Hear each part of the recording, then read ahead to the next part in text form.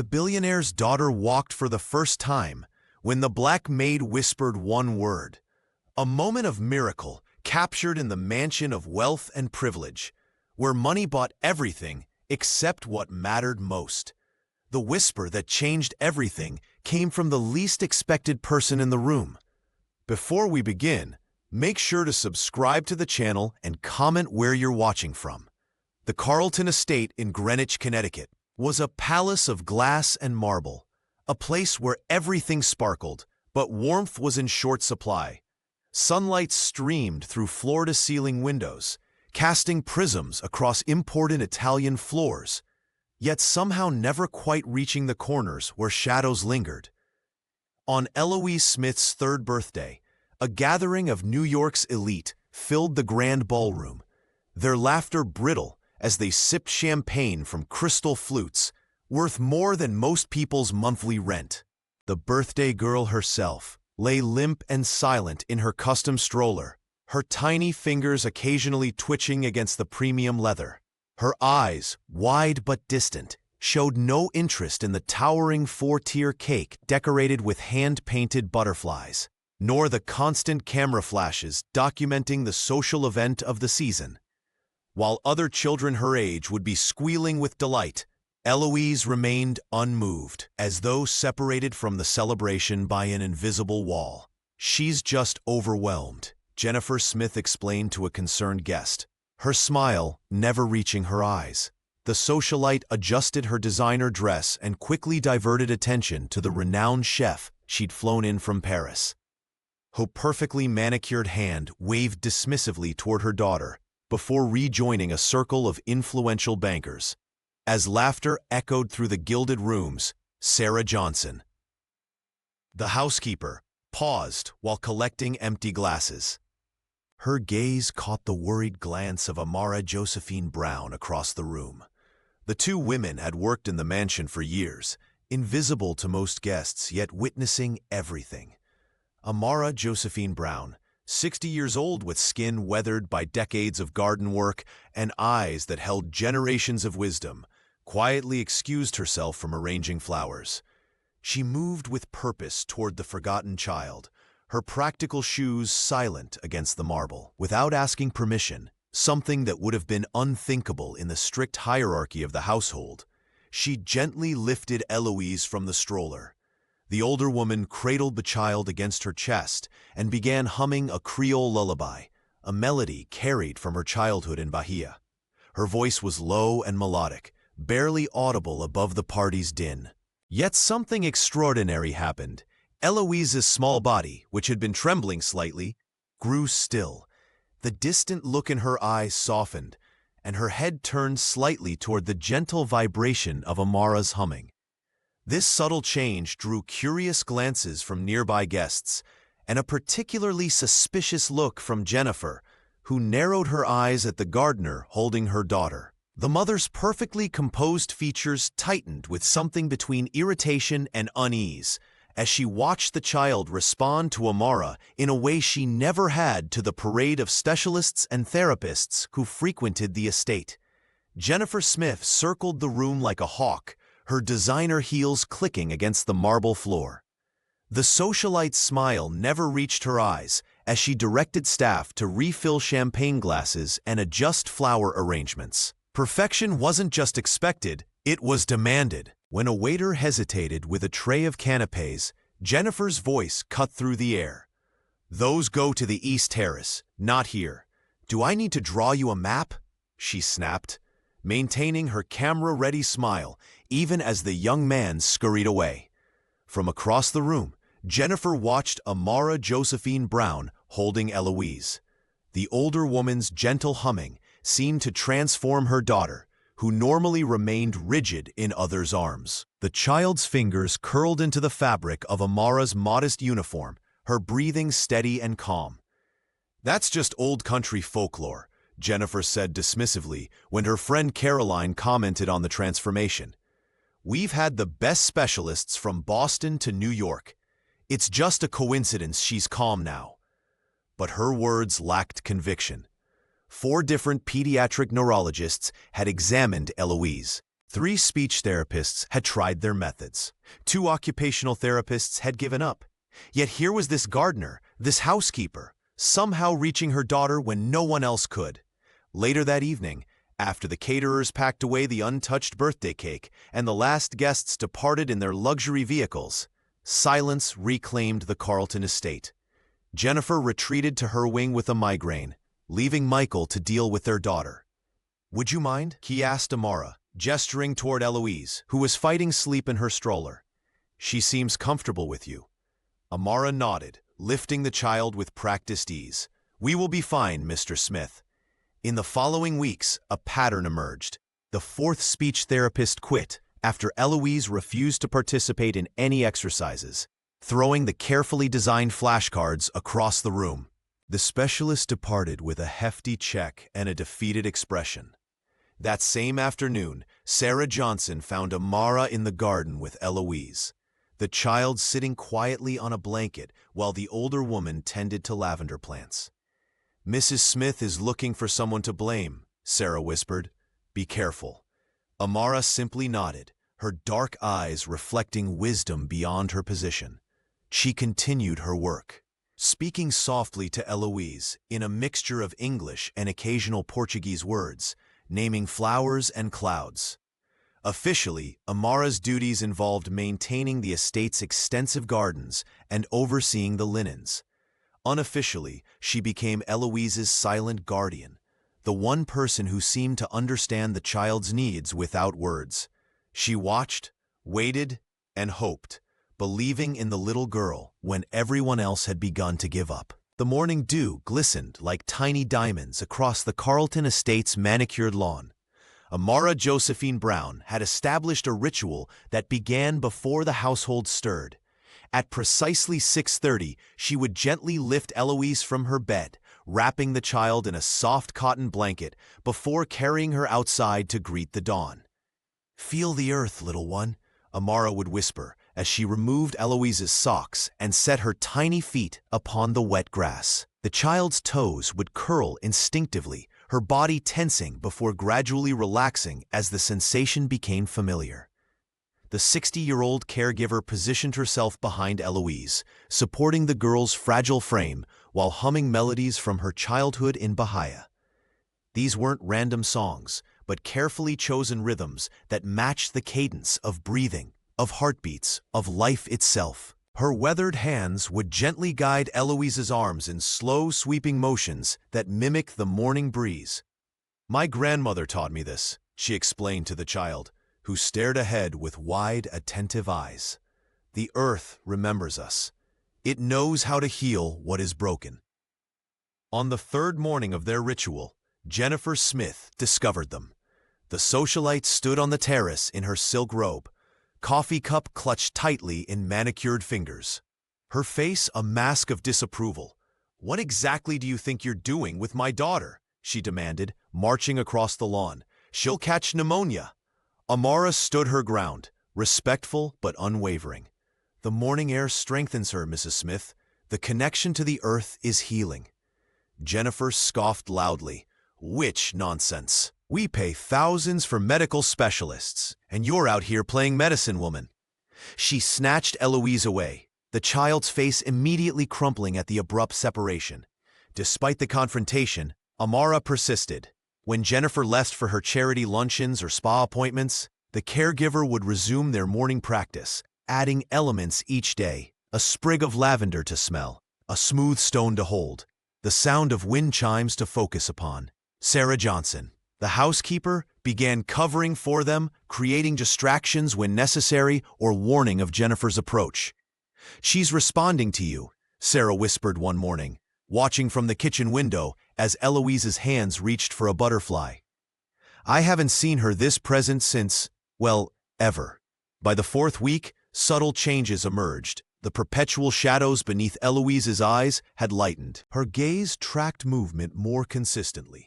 Once, when a cardinal landed nearby, her lips parted in what might have been the ghost of a smile. The doctors noted the improvements during their weekly visit, but attributed them to new medication. Only Michael, watching silently from his study window, seemed to connect his daughter's progress with the quiet woman who spoke to her as if she could understand every word. Michael Smith's private jet touched down at Westchester County Airport after 3 weeks of high-stakes meetings in Tokyo. The Wall Street titan had barely set foot in the marble foyer of the Carlton estate when he noticed something unusual, his daughter's eyes tracking movement across the room with newfound awareness. "She's been more responsive lately," Jennifer said dismissively, not looking up from her phone. "Probably just another phase." But Michael saw what his wife missed. When Amara Josephine Brown entered the room carrying fresh linens, Eloise's entire demeanor transformed. The child's small hand reached out, fingers stretching toward the older woman with unmistakable intent. Her typically vacant expression brightened, as if someone had switched on a light behind her eyes. "How long has this been happening?" he asked, his voice barely above a whisper. Jennifer shrugged. "The gardener has been spending too much time with her. I've been meaning to address it." Michael chose to ignore his wife's tone. Instead, he found himself lingering in doorways over the next few days, observing the interactions between his daughter and the housekeeper. Amara moved with unhurried grace, her hands gentle as she guided Eloise through simple activities, feeling different textures, smelling herbs from the garden, listening to sounds. One afternoon, while pretending to review quarterly reports, Michael watched as Amara took out her smartphone and played a series of Caribbean drum rhythms. The billionaire nearly dropped his tablet when he heard a sound he'd almost forgotten: Eloise's giggle, soft but unmistakable, echoing through the cavernous living room. "She likes the deeper tones," Amara explained, noticing his presence. "They ground her, connect her to her body." Michael nodded, unexpectedly moved by the simple observation. "You understand her," he said, not a question but a realization. "I listen," the caregiver replied, her dark eyes meeting his without deference or intimidation.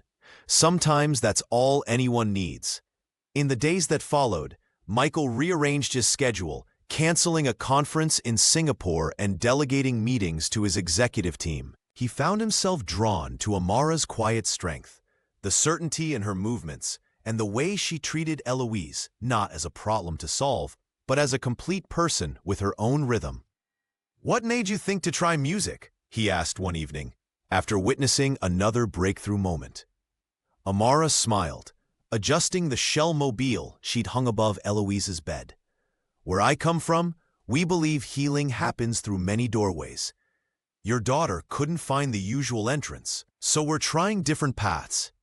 For the first time since Eloise's diagnosis, Michael felt something unfamiliar bloom in his chest. Hope, fragile but persistent, like the first green shoot after a long winter. In the quiet hours between breakfast and lunch, Amara Josephine Brown had established a special routine with Eloise. The spacious nursery, once sterile and cold, now held whispers of warmth. Shells hanging from the window, catching morning light, and the faint scent of lavender lingering in the air. "Bon dia, pequena luz," Amara would say, her voice melodic as she braided Portuguese and English together. "Good morning, little light." She'd weave tales of the ocean, of bright birds and dancing trees, her hands moving expressively as she spoke. At first, Eloise merely watched, her wide eyes tracking Amara's movements. But by the third week, something miraculous happened. The child's lips began to move in silent mimicry. Amara noticed immediately, but pretended not to, afraid that drawing attention might cause the fragile progress to retreat. "The waves go in and out, como el mar respira," she continued, demonstrating breathing with exaggerated motions. Eloise's chest rose and fell in matching rhythm, her mouth forming silent shapes that echoed Amara's words. Sarah Johnson, passing by with fresh linens, paused at the doorway, a smile creasing her weathered face.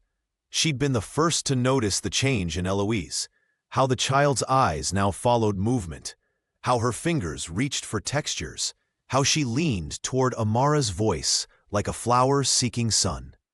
The Sunday brunch that followed brought a house full of Manhattan's elite, bankers, lawyers, and their immaculately dressed families. Jennifer Smith moved through the crowd like a perfect hostess, her laugh practiced and bright, while Michael retreated to his study after brief appearances. Amara sat in a corner with Eloise, humming softly while feeding her small bites of fruit. The child was calm, nestled against the caregiver's chest, occasionally making soft sounds that weren't quite words but carried intention. "Let me hold the little princess," boomed Gregory Winters, a business associate of Michael's, reaching for Eloise without warning. His hands, large and unfamiliar, closed around the child's waist. The scream that erupted from Eloise's throat was primal, raw, and desperate. Her small body went rigid, then thrashed wildly as tears streamed down her face. The room fell silent, conversations halting mid-sentence as all eyes turned toward the commotion. "For heaven's sake," Jennifer hissed, rushing over. "She's just being difficult. Give her to me." But Eloise clung to Amara, her fingers twisted in the older woman's cardigan, her sobs so violent they shook her tiny frame. "She's overwhelmed," Amara explained softly, rocking Eloise with practiced gentleness. "Too many people, too much noise." Jennifer dismissed the explanation with a wave, turning to her guests with an apologetic smile. "Children and their tantrums. More champagne, everyone?" But Amara knew better. This wasn't a tantrum. It was communication. Clear as any words could be, Eloise was declaring her trust, her need, her recognition of safety. In this moment of distress, the bond between them had been revealed to everyone present, undeniable and profound. The arrival of Clarissa Winters, a new nanny with impeccable credentials and a spine as rigid as her perfectly pressed uniform, brought a wave of change to the Carlton estate. Jennifer Smith had hired her specifically for her clinical approach to childcare, impressed by the woman's portfolio of successful work with children from other prominent families. Clarissa enforced strict routines with military precision, wielding her clipboard like a weapon. 8:15, breakfast. 9:30, cognitive exercises. 10:45, sensory stimulation. He would announce, her voice devoid of warmth as she timed every bite and monitored every nap with stopwatch accuracy. The nursery, once filled with Amara Josephine Brown's gentle humming and the scent of lavender, now smelled of antiseptic and echoed with the ticking of Clarissa's timer. Almost immediately, Eloise regressed. The small sparks of connection that Amara had carefully nurtured began to dim. The child's eyes grew dull again, her small body becoming limp in her wheelchair. The fragile progress that had taken months to build unraveled in days. "She needs structure, not coddling," Clarissa explained to Michael when he questioned the changes in his daughter. "These children respond to consistency, not folk remedies." From the doorway of the kitchen, Amara watched, her heart breaking as Eloise sat motionless during what Clarissa called independent playtime. 30 minutes of sitting alone with educational toys that the child never touched. The gardener clutched her apron, remembering how just last week Eloise had reached for her hand, the closest thing to communication she had shown. "You're no longer needed here," Clarissa informed Amara one afternoon, blocking her path to the nursery. "Mrs. Smith has made it clear your services are limited to the garden and linens." Sarah Johnson found Amara that evening, sitting alone in the greenhouse, tears streaming down her weathered face.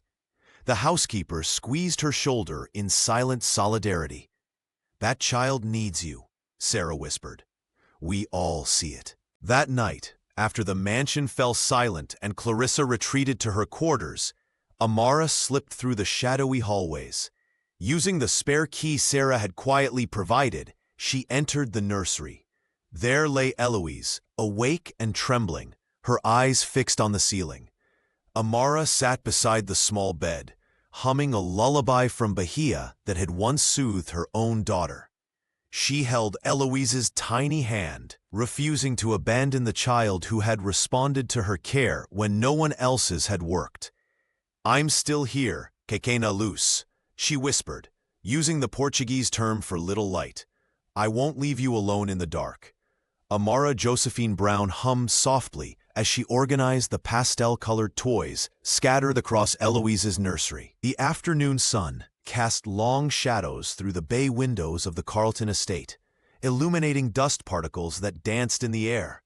She moved methodically, finding peace in creating order from chaos, something she'd learned long ago in Bahia. As she reached behind a stack of untouched picture books, her fingers brushed against something hard and rectangular. Curious, she pulled out a small black recording device, its surface coated with a thin layer of dust. It seemed deliberately hidden, tucked away where the cleaning staff wouldn't disturb it. Amara turned the device over in her weathered hands. Her thumb hovered over the play button for a moment before pressing it. Instantly, the serene nursery filled with sounds that made her blood run cold. A newborn's desperate, raw cries, punctuated by Jennifer Smith's voice, sharp and venomous. "Shut up! Just shut up already!" Jennifer's recorded voice spat. "I didn't sign up for this broken thing. Michael promised me perfection." The recording continued, documenting minutes of an infant Eloise wailing while her mother hurled insults and threats. Amara's hand trembled as she clutched the device, her eyes filling with tears. The pieces were falling into place: the child's withdrawal, her fear of loud noises, her inability to connect. "I've been looking for that." Amara turned to find Sarah Johnson standing in the doorway, her usually impassive face etched with worry. The housekeeper stepped inside, gently closing the door behind her. "You knew?" Amara whispered, still clutching the recorder. Sarah nodded, sinking onto the window seat.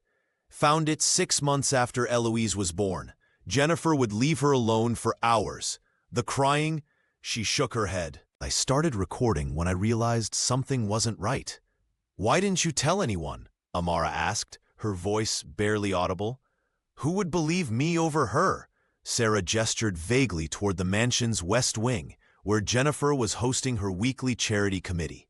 "I needed this job, but I couldn't just—" Her voice broke. "I did what I could. I hid the worst recordings where she wouldn't find them." Amara sat beside the younger woman, understanding flowing between them. Both invisible in this house of wealth and privilege, both silently protecting a child who had no voice of her own. "Eloise's problems aren't just medical, are they?" Amara said, the terrible truth settling in her chest like a stone. "No," Sarah confirmed. "She was born healthy. Perfect." It was after the neglect, the shouting, that she started to change. Amara closed her eyes, thinking of the little girl who flinched at sudden movements, who watched the world with wary eyes. Not born broken, but broken by the very person who should have cherished her most. The recording device trembled in Michael Smith's hand as he stormed into the master bedroom, his face flushed with barely contained fury. Jennifer was arranging fresh-cut flowers, her diamond bracelet catching the evening light streaming through the floor-to-ceiling windows. "What is this?" Michael demanded, pressing play. The sound of Eloise's desperate newborn cries filled the room, punctuated by Jennifer's harsh voice shouting for silence. Jennifer's perfectly manicured hand flew to her throat. "Where did you get that?" she whispered, color draining from her face. "Does it matter? Our daughter." Michael's voice cracked. "You've been lying about her condition from the beginning." The argument exploded like a thunderstorm.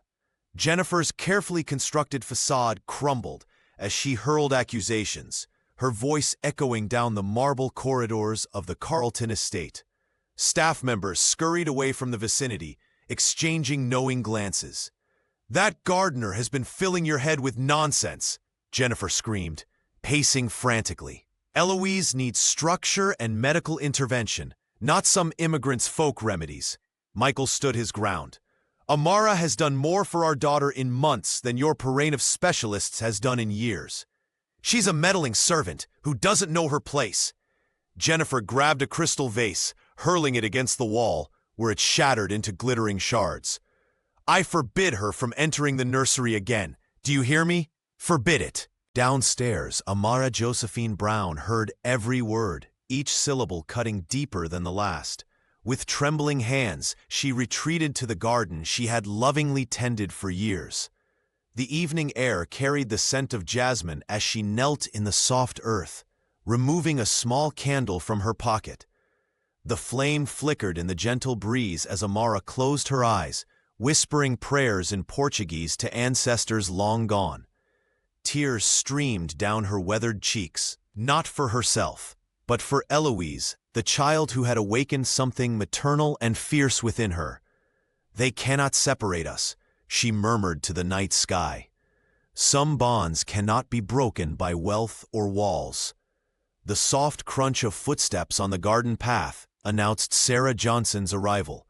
The housekeeper stood silently for a moment before kneeling beside Amara. Without words, Sarah wrapped her arms around the older woman's shoulders, their foreheads touching in silent communion. "You heard?" Amara asked softly. Sarah nodded. The whole house heard. She squeezed Amara's hand. "But this isn't over. That child needs you." The two women remained there as darkness fell completely, their silhouettes illuminated only by candlelight. Two invisible souls in a mansion of glass and marble, bound by love for a child neither could claim as their own. Michael Smith couldn't bear the sight of his daughter's regression. After 3 sleepless nights, listening to Eloise's muffled cries through the mansion's thick walls, he made a decision that would alter the family dynamic forever. Packing a small suitcase, he relocated to the estate's guest house, a modern glass structure nestled among maple trees at the edge of the property. "Amara, I'd like you to take over Eloise's care completely," he announced the following morning, his voice firm despite Jennifer's presence at the breakfast table. Effective immediately. Jennifer Smith's coffee cup clattered against its saucer. "You can't be serious," she hissed, her perfectly manicured nails digging into the tablecloth. "The gardener. Michael, what will people say?" "I don't give a damn what people say," Michael replied, his Wall Street authority evident in every syllable. "I care about our daughter." The news rippled through the Carlton estate like wildfire. In the kitchen, Sarah Johnson exchanged knowing glances with the chef. The groundskeeper nodded approvingly when Amara Josephine Brown passed by with a basket of fresh lavender. Even the chauffeur, typically stoic, offered her a rare smile of encouragement. Jennifer retreated to her wing of the mansion, doors slamming in her wake. The socialite's absence created space for transformation to begin. Amara approached her new role with reverence. She removed the clinical charts and sterile decor from the nursery, replacing them with elements that spoke to the senses. Bundles of dried lavender hung from the windows, catching sunlight and releasing gentle fragrance. Shells collected from her homeland in Bahia dangled on thin strings beneath Eloise's crib, creating soft, melodic sounds when touched. "These shells carry the ocean's memory," she explained to Michael when he inquired. "They remind us we're never truly alone." The older woman brought her smartphone into the nursery, playing gentle Caribbean rhythms and Brazilian lullabies. She replaced the harsh fluorescent lighting with warm lamps and scattered soft cushions across the floor where Eloise could rest comfortably. For the first time since entering the Carlton household, Amara felt empowered to fully implement the healing practices she knew would help the child. She mixed essential oils into Eloise's bathwater and sang to her during their morning ritual in the garden. The dew-dampened grass between their toes. Michael observed these changes with quiet amazement. One evening, passing the nursery, he paused at the doorway. Inside, Amara sat cross-legged on the floor.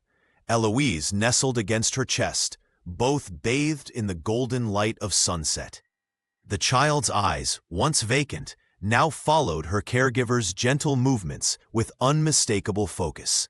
The mansion's cold marble halls seemed warmer somehow, as if hope itself had taken residence alongside them. Thunder crashed against the windows of the Carlton estate as rain lashed the glass in violent sheets. Inside the nursery, Eloise's small body trembled with fever. Her normally pale cheeks flushed an alarming shade of red. The private doctor Jennifer Smith had summoned stood at the bedside, his expression grave as he examined the thermometer. 103, he announced, packing his stethoscope into his leather bag. Continue with the medication I've prescribed. Call me if it rises any further. Jennifer nodded curtly, her perfectly manicured nails tapping against her smartphone as she made notes. The nanny will handle everything, she stated, glancing at the stern-faced woman who stood rigidly beside Eloise's bed. No one else is to enter this room, especially not Amara. From the hallway, Amara Josephine Brown listened, her weathered hands pressed against the wall. Each of Eloise's weak cries pierced her heart like a needle. The housekeeper, Sarah, passed by with fresh towels and gave Amara a meaningful look. The doctor's departure would create an opening. As midnight approached, the storm intensified. Lightning illuminated the mansion's corridors in harsh flashes as Amara crept toward the nursery. The child's whimpers had grown fainter, more desperate. Through the crack in the door, she could see the nanny dozing in an armchair, her clipboard fallen to the floor. Amara slipped inside, her heart pounding so loudly she feared it might wake the sleeping caretaker. She approached Eloise's bed with the stealth of someone who had navigated these rooms in darkness countless times before. Meu anjo, she whispered, gathering the burning child into her arms. Eloise's nightgown was damp with sweat, her breathing shallow and labored. Settling into the window seat, Amara cradled the girl against her chest, rocking gently as she had done with her own daughter decades ago. The storm provided a percussive backdrop as she began to whisper a prayer her grandmother had taught her in Bahia. Luz, she murmured, her lips close to Eloise's ear. Luz para curar. Luz para proteger. Light to heal, light to protect. The word became a mantra as Amara repeated it, her voice barely audible above the tempest outside. Luz, she continued, remembering how Maria had loved this same word as a child, how it had comforted her during illness and fear. Tears streamed down Amara's face as she held Eloise through the darkest hours of night. The storm gradually subsided, and with it, the child's fever seemed to break. Her breathing deepened, her small body relaxing into peaceful sleep for the first time in days. Outside the window, the first hint of dawn appeared, a faint glow on the horizon, pushing back the darkness. Amara looked down at the sleeping child and whispered once more, Luz mi amor, you are my light. Morning light filtered through the curtains as Eloise's fever finally broke. Her tiny chest rose and fell in gentle rhythm, no longer laboring for each breath. Amara Josephine Brown remained in the rocking chair, cradling the child against her worn cotton blouse, afraid that moving might shatter this fragile peace. The little girl's fingers curled around Amara's thumb, a gesture so simple yet miraculous after such a harrowing night. Sarah Johnson peeked into the nursery, her eyes widening at the sight. The housekeeper had spent hours boiling water for compresses and sneaking ice chips past Jennifer's watchful gaze. She's sleeping, Sarah whispered, a smile breaking across her tired face. Word spread quickly through the mansion. The cook paused while preparing breakfast, crossing herself and murmuring a prayer of thanks. The chauffeur, who had stood ready all night to rush the child to the hospital, finally allowed himself to sit. Even the stern-faced security guard softened when he heard the news, remembering his own daughter's battle with childhood illness. By mid-morning, the estate buzzed with whispered conversations. "Did you hear?" the maids asked each other. Amara sat with her all night, speaking those strange words, and now the fever's gone. The gardener's assistant, a young man from Haiti, nodded knowingly. "My grandmother had the same gift," he said. "Some people carry healing in their hands." Jennifer Smith stormed into the nursery at 10 o'clock, her heels clicking aggressively against the marble floor. Her face tightened at the sight of Amara still holding Eloise. "I see the vitamin therapy I ordered has worked," she announced loudly, smoothing her designer dress. "Dr. Winters assured me it would break the fever by morning." The socialite reached for her daughter, but Eloise whimpered and pressed closer to Amara's chest. Jennifer's lips thinned to a dangerous line. "That will be all, Amara. The nanny will take over now." What none of them realized was that the young Haitian gardener had been trimming the topiaries outside the nursery window. Disturbed by Eloise's cries the previous night, he had taken out his cell phone and recorded Amara through the gap in the curtains, capturing her gentle rocking, her whispered prayers, and most remarkably, the moment Eloise had opened her eyes and reached for Amara's face after hearing the word lose. The video remained hidden on his device, evidence of something the staff already knew but couldn't explain. There was magic in Amara's care, a healing power that expensive doctors and Jennifer's cold efficiency could never provide. As Amara reluctantly handed Eloise to the nanny, their eyes met in silent understanding. The bond between them had only grown stronger through the night's ordeal, a connection that would soon shake the foundations of the Carlton estate. The video spread like wildfire through the Carlton estate staff group chat. Sarah Johnson had received it from the young gardener who captured the moment, and within hours, every housekeeper, cook, and driver had witnessed what they could only describe as miraculous. The footage, shaky but clear enough, showed Amara Josephine Brown kneeling beside Eloise's bed, tears streaming down her weathered face as she whispered "lose" over and over. Then, the impossible happened. The child who doctors had given such grim prognoses for trembled, steadied herself, and took her first tentative steps toward the caregiver. When the recording inevitably leaked beyond the estate walls, it exploded across social media platforms. The headline wrote itself: "Billionaire's daughter walks after housekeeper's spiritual intervention." News vans began parking outside the iron gates of the Greenwich property, reporters shouting questions whenever a vehicle entered or exited.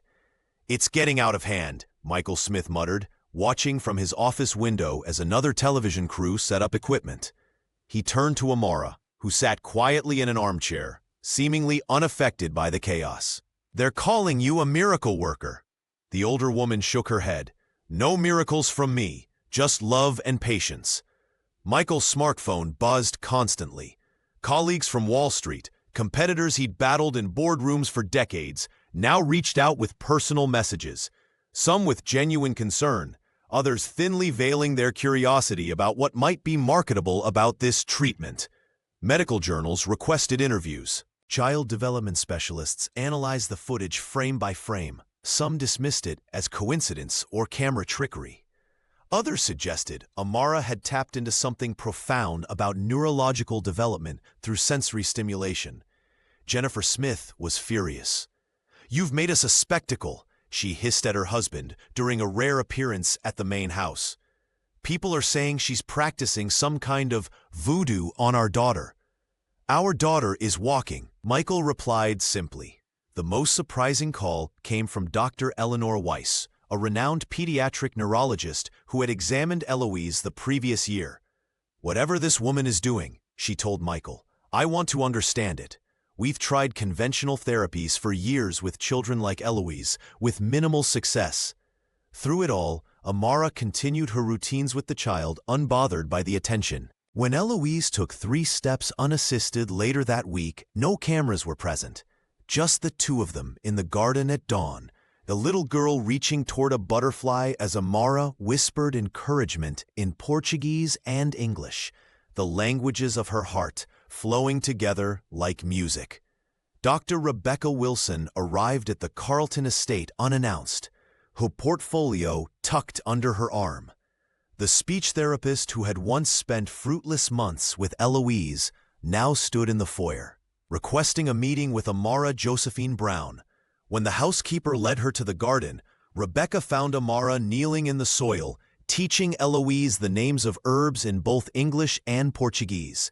"What you've accomplished is remarkable," Rebecca said, watching the child trace her fingers along lavender stems.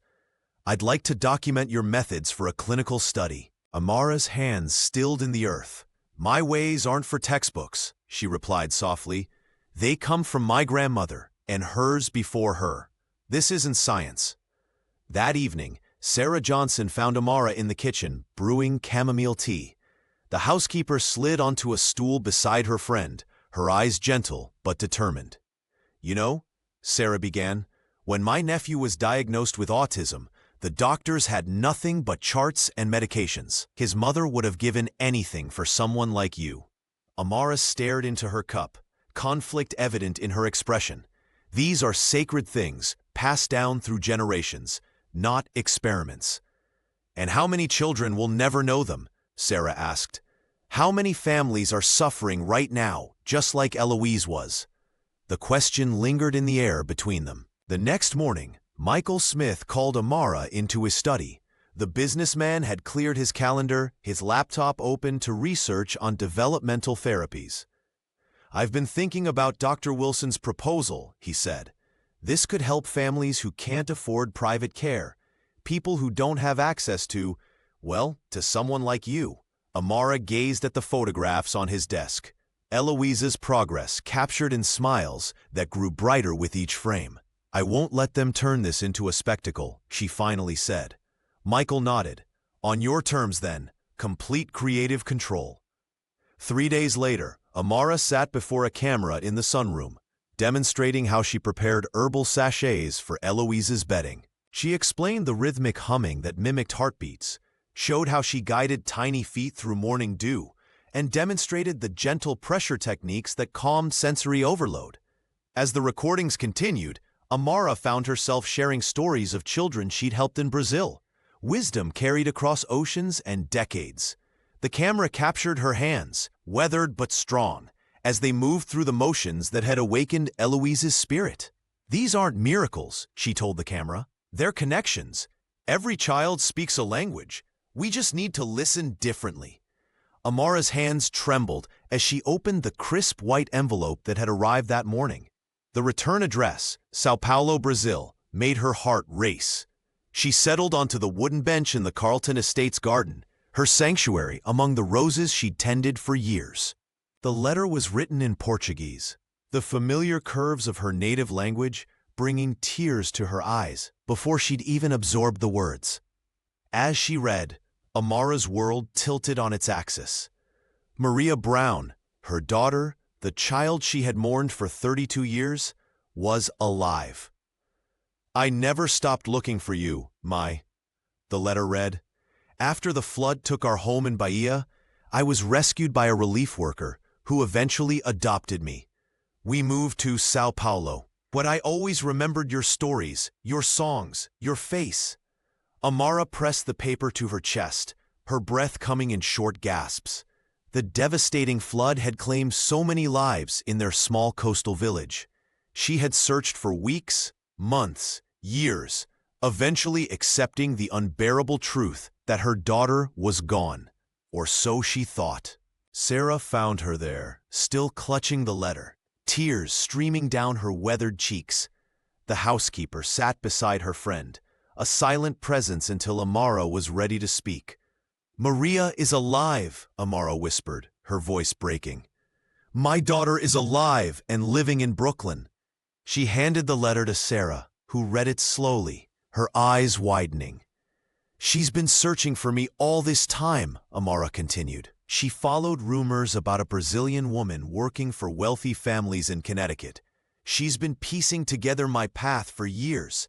The letter explained how Maria had tracked her mother through domestic worker networks, old employer references, and community connections. She'd almost given up when a news story about the miracle at the Carlton estate caught her attention, featuring a Brazilian caregiver named Amara Brown. "What will you do?" Sarah asked gently, returning the letter. Amara gazed toward the nursery window, where Eloise was napping. The child who had brought purpose back to her life. The child who responded to her touch, her voice, her presence in ways that seemed almost magical. "I need to see her," Amara said, determination replacing shock. "But I'm afraid, Sarah. What if she's disappointed? What if I'm not what she remembers?" Sarah squeezed her hand. The woman who healed that child up there, who could be disappointed in her? Amara folded the letter carefully, tucking it into her apron pocket. She would need to tell Michael, arrange time off. After decades of caring for other people's children, the universe had given her a second chance with her own. Hope bloomed in her chest, terrifying and beautiful, like standing at the edge of an ocean, unsure if the tide would carry her home or sweep her away. The announcement came during a press conference at the Carlton estate, with Michael Smith standing before a sea of cameras. His tailored suit couldn't hide the exhaustion in his eyes, but there was something else there too: purpose. The Wall Street titan revealed he was stepping down as CEO of Smith Global Investments to establish the Luz Foundation, dedicated to researching and implementing innovative therapies for children with developmental challenges.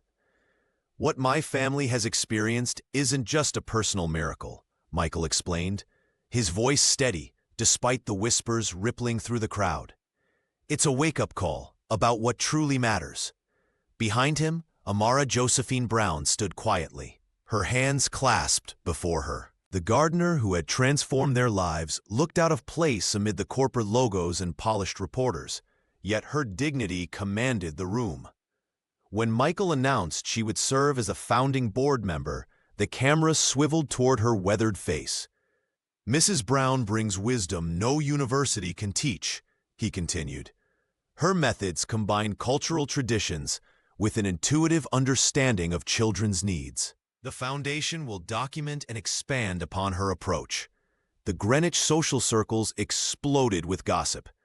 At the country club, Jennifer's friends whispered behind manicured nails, struggling to reconcile the woman they'd barely noticed polishing silver with the person now featured in the New York Times. Some claimed Michael had lost his mind, while others frantically called their nannies, demanding they learn whatever that Brazilian woman does.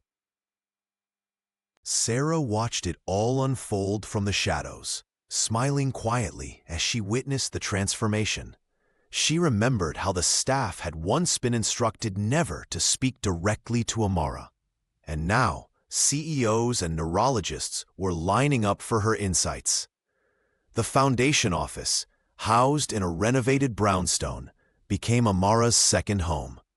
3 days a week, she consulted with specialists, demonstrating her techniques, while Eloise played nearby. The child's progress became the centerpiece of their research. Her hesitant words, her steady steps, her newfound laughter, all carefully documented. "You're changing how people see healing," a renowned pediatrician told Amara as they reviewed case files together. The older woman shook her head. "I'm just remembering what my grandmother knew. That touch heals, that earth grounds, that music speaks when words cannot." In private moments, Michael would find her in the estate's garden, hands deep in soil, humming softly. "Are you comfortable with all this attention?" he asked once. Amara looked up, the evening sun catching the silver in her hair. "I'm comfortable knowing other children might be helped," she replied. "The rest is just noise." What neither of them realized was that the foundation's growing prominence was creating ripples that would soon bring another miracle to their door. The courtroom buzzed with tension as Jennifer Smith strode in wearing a tailored navy suit that screamed old money. Her blonde hair was pulled into a severe bun, her face a mask of maternal concern carefully crafted for the judge. Behind her trailed a team of 3 attorneys carrying leather portfolios and grim expressions. Michael sat at the opposite table, his normally commanding presence softened by weeks of worry. Beside him, Amara Josephine Brown kept her eyes downcast, her weathered hands folded neatly in her lap. The contrast between the two sides couldn't have been more stark. Power versus patience, wealth versus wisdom. "Your Honor," Jennifer's lead attorney began, "Mrs. Smith has been systematically excluded from her daughter's care by her estranged husband and a household employee who has overstepped all boundaries." He gestured dramatically toward Amara. "This woman has no qualifications beyond gardening, yet somehow convinced Mr. Smith to grant her authority over a child with complex needs." Michael's attorney presented evidence of Eloise's remarkable progress under Amara's care, videos, medical reports, and testimonials from staff. The judge listened intently, her gaze shifting between the parties. "And what of these viral videos?" the judge asked. "The child appears to respond positively to Ms. Brown." Jennifer leapt to her feet. "They're exploiting my daughter for publicity. For this foundation, my husband suddenly cares about more than his own family." The courtroom fell silent when Michael's attorney requested to enter new evidence. "Your Honor, in preparing our case, we discovered irregularities in Eloise's adoption paperwork." Jennifer's face drained of color as documents were distributed. The judge frowned, studying the papers through reading glasses. "Mrs. Smith never legally adopted Eloise because the child was born via surrogate," the attorney explained. "A surrogate who was paid substantially and then disappeared from New York." The judge looked up sharply. "And who is the biological mother?" "That's where things get interesting, Your Honor." He produced a final document. "DNA testing confirms the surrogate was Maria Brown, who we believe is Miss Josephine Brown's daughter." Gasps echoed through the courtroom. Amara's hand flew to her mouth, her eyes wide with shock. Jennifer's attorney demanded a recess, but the damage was done. "These signatures," the judge said, tapping the paper, "indicate Mr. Smith knew the surrogate's identity all along." Michael couldn't meet Amara's questioning gaze. "I didn't know she was your daughter," he whispered. "The agency handled everything. I never made the connection until now." Jennifer stormed toward the exit, her perfect world crumbling around her. "This changes nothing," she hissed, but everyone in the room knew otherwise. Amara sat frozen, overwhelmed by the revelation that the child she'd been caring for, the child she'd grown to love, was her own flesh and blood. The courtroom fell into a shocked silence as the truth unfolded before them. Eloise Smith wasn't merely Michael's daughter. She was Amara Josephine Brown's biological granddaughter. The revelation hit like a thunderclap, rewriting everything they thought they knew about the little girl at the center of this custody battle. Judge Harriman leaned forward, adjusting her glasses as she examined the documents again. The paperwork was irrefutable. The surrogate mother who had carried Eloise was none other than Maria Brown, Amara's long-lost daughter.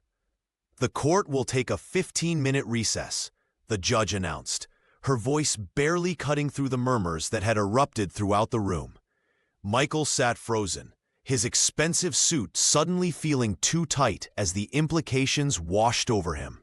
He turned to Amara, who stood trembling, one hand pressed against her mouth. The gardener's eyes were wide with disbelief and something else, recognition, as if pieces of a puzzle she'd been working on for decades suddenly clicked into place. The heavy courtroom doors swung open. A woman walked in, her steps deliberate and confident. Maria Brown entered the space with the same quiet dignity as her mother. But where Amara was gentle, Maria was resolute. Her dark eyes scanned the room until they found Amara. For 30 years, they had existed in separate worlds, Amara believing her daughter lost in that devastating flood in Brazil. Maria searching for the mother she remembered only in fragments. Now, merely 20 feet separated them. "Mom," Maria whispered, the word hanging in the air between them. Sarah Johnson, seated in the back row, let out a small gasp.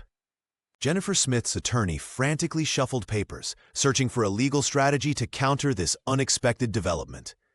Amara moved forward as if in a dream, her legs barely supporting her. Michael stepped aside, understanding that this moment belonged to them alone. When they finally stood face to face, the resemblance was unmistakable. The same proud posture, the same expressive hands, the same gentle curve of their cheekbones. "I knew you'd find her before I did," Maria said, her voice breaking. "Somehow, I always knew you'd be the one to find her first."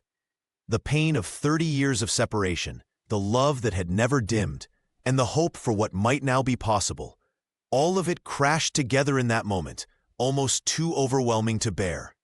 Eloise, sitting quietly beside her father, looked up at the two women. Something flickered in her eyes. Recognition, perhaps, or the stirring of a connection that had always been there, waiting to be discovered. Jennifer stood abruptly and stormed toward the exit, her perfect facade finally cracking under the weight of truths she could no longer control. Amara Josephine Brown stood frozen in the courtroom, her weathered hands trembling as she gazed at Maria. The weight of 30 years of separation crashed against the revelation that Eloise, this fragile child she'd been nurturing all along, was her own flesh and blood, her granddaughter. The universe had guided her hands without her knowing. "I would have known you anywhere," Amara whispered, reaching out to touch Maria's face. "You have your father's eyes." Maria Brown's composure cracked as she leaned into her mother's touch. The resemblance between them was striking. The same determined set of their shoulders, the same gentle strength in their hands.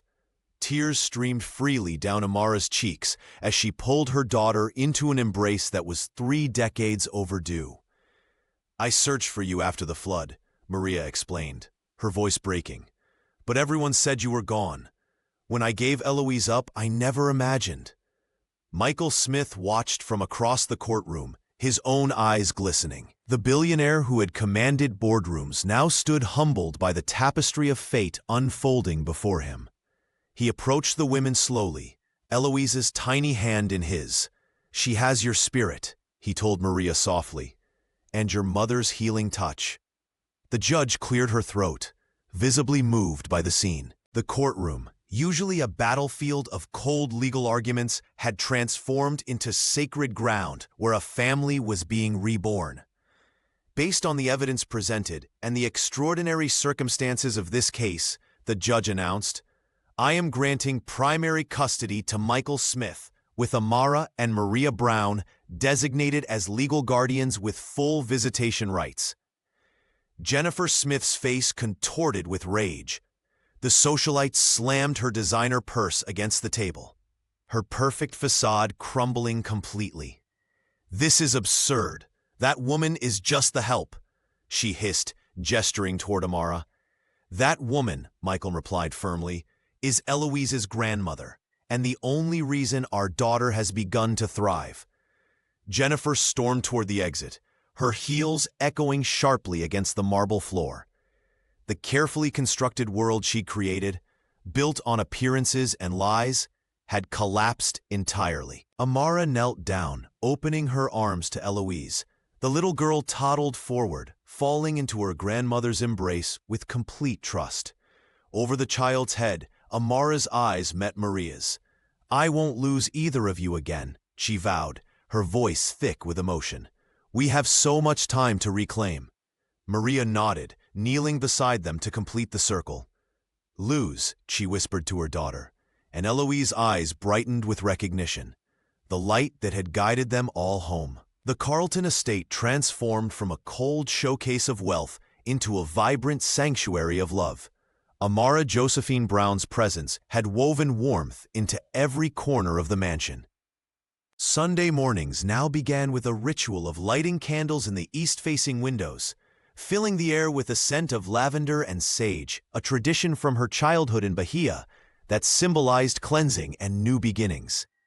The staff, once walking on eggshells under Jennifer's critical eye, now moved through the halls with relaxed smiles. Sarah Johnson had become Amara's closest confidant, the two women often sharing coffee in the garden at dawn, their friendship strengthening through shared secrets and quiet understanding. "I never thought I'd see this place feel like a real home," Sarah remarked one morning, watching Eloise chase butterflies across the lawn. In the kitchen, the head chef had embraced Amara's influence, incorporating Brazilian spices into the weekly menu. The aroma of feijoada and pão de queijo often drifted through the mansion, replacing the sterile scent of cleaning products that had once dominated the space. Michael Smith, no longer consumed by Wall Street demands, spent afternoons in the garden with his daughter. He'd installed a small wooden platform near the jacaranda trees, where Eloise practiced her wobbly steps, growing stronger each day. The businessman who once measured success in billions now counted it in his daughter's tentative steps and spontaneous giggles. "She dances now," he told Maria during one of her weekend visits, his voice filled with wonder. "Actually dances." Maria Brown visited every Saturday, slowly building a relationship with the daughter she'd thought lost forever. The resemblance between grandmother and mother was striking. The same determined set to their jaws, the same gentle hands. Maria had Amara's strength, but carried it differently, with an urban edge that complemented her mother's rural wisdom. Most evenings, Amara would play Caribbean and Brazilian rhythms on the household sound system. Eloise would immediately stop whatever she was doing, her face lighting up as she swayed and stepped to the beat. Her movements were still unsteady, but her joy was unmistakable. The estate's gardens flourished under Amara's care, mirroring the growth happening within its walls. She'd planted herbs used in traditional healing and flowers from her homeland, creating a living tapestry of her heritage that Eloise explored with curious fingers. Even the security staff, once stoic and formal, had softened. They greeted Amara with respect that went beyond her position, understanding that she had saved not just Eloise, but the entire household from its cold, empty existence. The Carlton estate still stood as a monument to wealth, its marble and glass gleaming in the Connecticut sunlight. But now it pulsed with something money could never buy: the rhythm of a family finding its way home. The Carlton estate's sprawling lawn had been transformed for the occasion. Instead of crystal flutes and designer tablecloths, colorful blankets dotted the grass beneath the magnificent jacaranda tree that Amara Josephine Brown had nurtured for years. Its purple blossoms created a natural canopy for Eloise's 4th birthday celebration.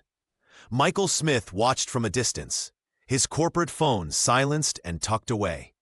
The change in his daughter over the past year had been nothing short of miraculous. Where once there had been silence and withdrawal, now there was movement and joy. The foundation he'd established was thriving, but nothing compared to witnessing his daughter's transformation. "More juice, please," Eloise requested, her voice soft but clear as she held out her cup to Sarah Johnson. The housekeeper smiled warmly, filling it with fresh squeezed lemonade. Maria Brown sat cross-legged on the blanket, helping her daughter unwrap a handmade gift, a small wooden box containing seashells collected from beaches around the world. "Each one has a story," she explained, her commanding presence softened by motherly tenderness. The past year had been a whirlwind of adjustment as Maria settled into the guest house, establishing her relationship with the daughter she'd never known. The legal battles with Jennifer had finally ended, the socialite retreating to Europe after the custody arrangement was finalized.